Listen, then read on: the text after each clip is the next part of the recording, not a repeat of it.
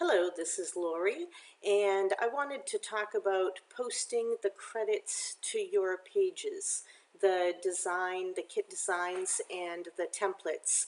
It's really important if you post in a lot of forums, even if you post in just one forum. I tend to post in a lot of different forums and on Facebook pages. And while it might not always be necessary to post the credits, it's always nice to do it because there are other people that might look at your pages and really want to go find that design or find the template, especially for .page files.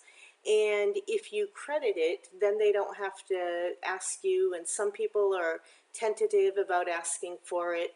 So if you just get in a habit of doing it like I have, then it makes it very natural, and I do it this way consistently. So let me just show you a few things that have come up with questions so that you can see the way I happen to do this.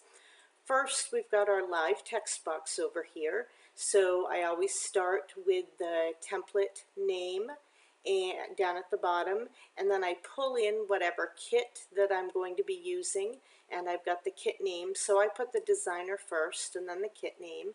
And people have asked me, well, if I add things from other kits, how do I keep track of everything, or how do I know? And they also ask, how do I find things if I'm not working from tagged .packets that are within Artisan, and I work within Windows folders. So let's take a look. This is a Windows folder. So if I go out, I'm going to show you my, I've cleaned up my organizational DigiKits folder a little bit. So you can see I did a number 1 so that it'll be up at the top and new from January. So in that, I do have some things in here already, all prepared, and I know that I'm going to use everything from the Lilypad for this particular one. So in the Lilypad, I have a lot of different designers, and I do have that one particular kit that I was using. But in this kit, even though it's absolutely adorable, there are no staples. Maybe I want a staple. So I can come back out, and maybe I still want it to be from the Lilypad. I'm just going to go up into my search, and I'm going to say staple. And it's going to show me every staple because most designers now will label very nicely. And also they tend to label with their name, or at least some semblance of their name. I know this is Pink Reptile Designs because she is at the Lilypad, so it makes it fairly easy for me to kind of track down where this came from. And then a lot of times they'll also put the name of their kit. So this Bella Gypsy kit is Fearless Boy. So right from here, before I even pull this over, I could just copy. And now if I pull this staple over, I can then come up and I can paste.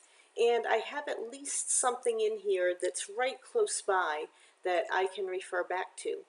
Now, if I go back and pull this back up, maybe I found something in there so cute that I want to pull up the whole kit. Perhaps I'm going to use several things from that kit. So I can right mouse and say Open File Location. And when it does, I have the whole kit, and maybe there is something really cute in there that I want to go ahead and use on the layout. So then I can just pull it over and I can keep going. Now, if I were to use just the one staple, I'm probably not going to bother to credit for that. If I were to use a few pieces or anything that's very distinctive, then I am going to go ahead and credit. But it really depends. That's kind of a judgment call on that. I know I'm definitely going to credit the entire kit because that's where most everything comes from for Amy Wolf's. And I had to use Hello Cutie because how perfect is that for these photos. Now let me show you what I do with this so that I can keep track. This is my spreadsheet, and this is my new spreadsheet, nice and clean, for 2016. it's evening already and I don't have a single thing to put in here yet. So this will be my first page that I fill in. But I want to show you one that's done.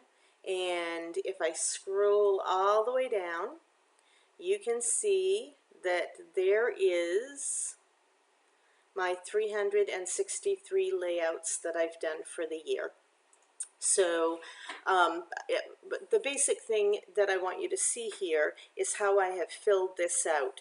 So whatever name that I give this page, and obviously I don't have the page finished yet, so I don't have the rest of the name in there, but I'm going to go ahead and just copy this part of it and pull my spreadsheet back up. So I'm going to go paste in the name. And then when I go back here, and in this case I'm not going to go ahead and use that because I in fact don't even really need a staple, but it's one of the things that I'm forever looking for. So I'm going to copy any of the information that I've got here and back into my spreadsheet and paste. So you can see that this overlaps, and there is formatting that you can do to make sure that everything stays within the cell. Here we go. So we go to alignment, and I'm going to click that box and just say wrap text and OK. And it's going to now wrap the text within that box. So this is now set up for all the pages that I do this here that way. And another thing is over here you can see that as I scroll, this top line moves along with it. So back on this first page, you need to take that entire row and you'll go under View, Freeze Panes, and I say Freeze Top Row. And now when I scroll down through all through the year, this will stay put, so it goes right along with it. And yes, this really is all the different places that I routinely tend to post. Some of them have very specific guidelines, so I can't post on all of them for every single layout, but that is generally speaking where I would post. But that's what I do. So now when I get ready to post, I'm going to have to clean this up a little bit. I had to put a space in there. But when I get ready to post, there might be certain kits or template designers that I want to go ahead and also post the link to the store. So if I've gone to that store and I happen to have the link for it, I can also put that in. So you can look over here on 2015, Dear Friends Designs Double Trouble Template. I have posted in the HTML link so that it's right there. So that's just something that I do occasionally. I'm on a few different creative teams, and for those creative teams I always want to post the links back in. But that's my basic way I do it. Now, also there is a column here for resized. And for the forums, if you go into a store forum and you want to start posting there, you can't be more than 600 by 600 for your pixel size for your layout. So I always go in and mark with a Y once I've resized a page. So if you were to see that, if I go to this pickresize.com, it's a website that I have bookmarked, and I just go into Browse and I go find my layout, and then once you bring that in and continue, it's going to load it into the page, and it's 18%, so it doesn't take too long to load a layout in. But this is a full resolution size that I've showed you in other videos, how I save my JPEGs after I make a page. So it's a full resolution size photo. I don't do any changes with it when I'm saving it that way. I just give it my name and save it. But I pull it into Pick Resize, and then I come down here to resize. I go to Custom Size, and I type in 600. You don't need to bother to type in the second one. It tells you what it's going to be. And I say, I'm done. Resize my picture.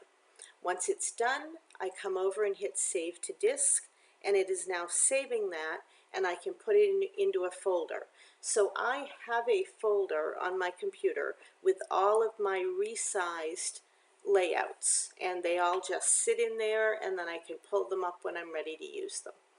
So that is how I do this, and hopefully by the end of the year, this particular spreadsheet will have at least 636 layouts or projects completed,